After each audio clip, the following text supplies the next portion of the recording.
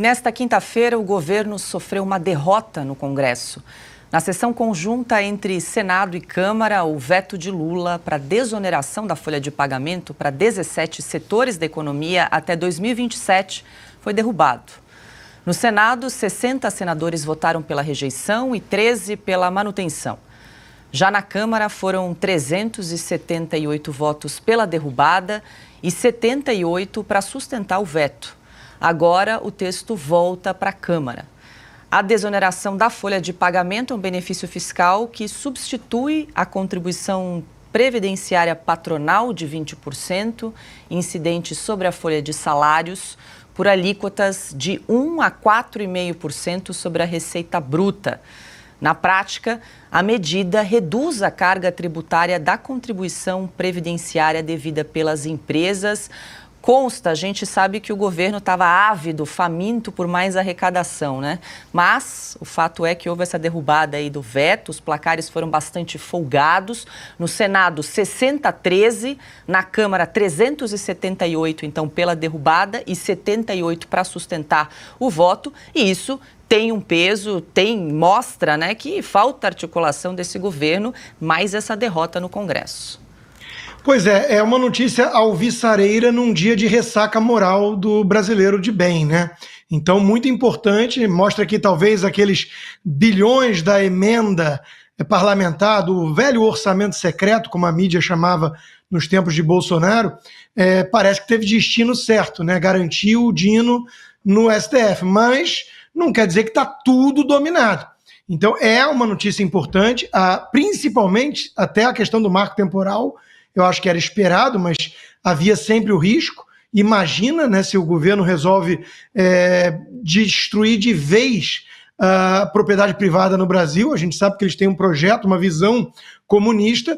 Isso seria um passo muito importante nessa direção. Então, que bom que nesse caso e no caso da desoneração, o Senado votou a favor do povo, contra o projeto comunista dos petistas, e isso serve para nos lembrar, Paula, que é fundamental ter resiliência. Eu entendo e eu compartilho, me solidarizo com todo brasileiro de ressaca moral hoje.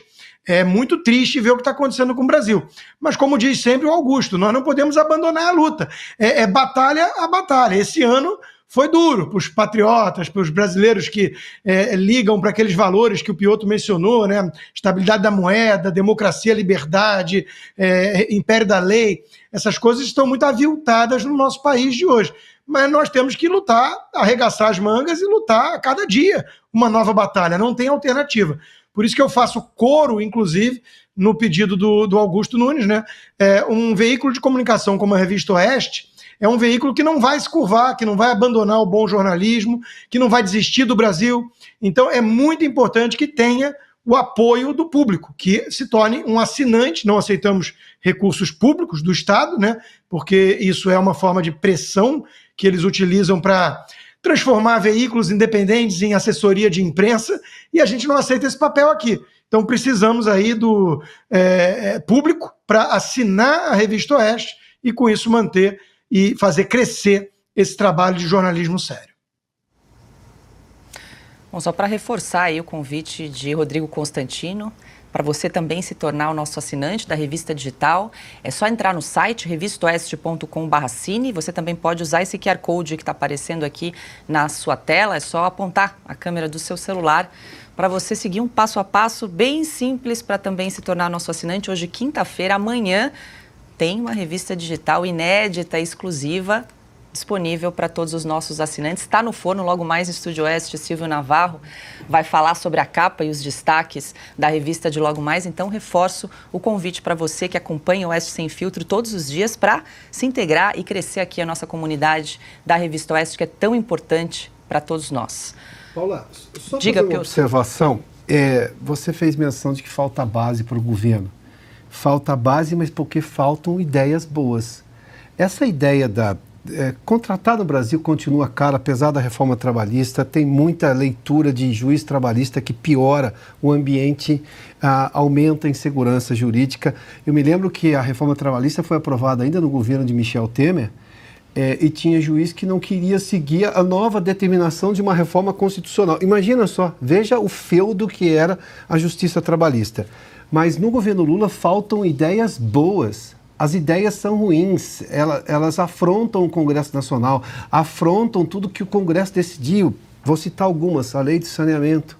Já estava decidido, não, o governo vai lá e quer mexer no negócio que o Congresso decidiu.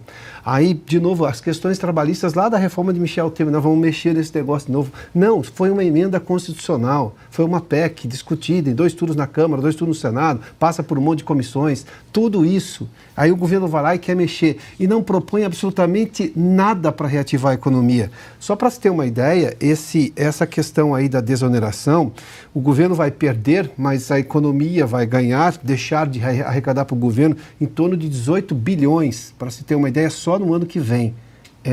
Agora, isso quer dizer que você tem um problema para contratar no país. Se você tirar a desoneração, alguns setores vão demitir.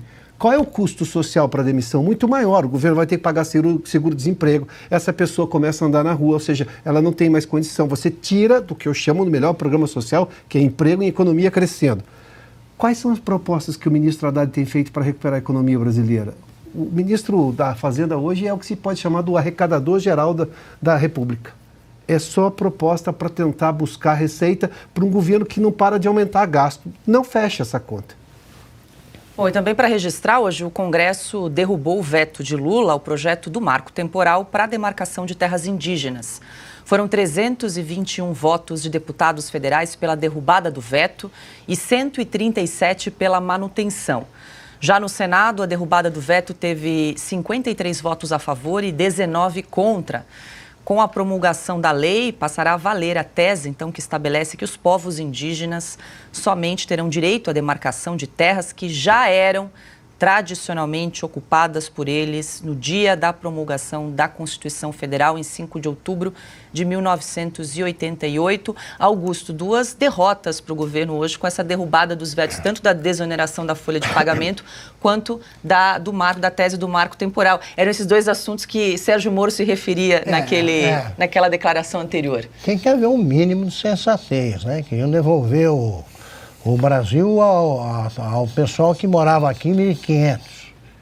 A rigor é isso aí. O outro qual é? Outro assunto? A desoneração. A desoneração. A desoneração vem sendo aprovada, mantida por vários governos, por um motivo muito simples.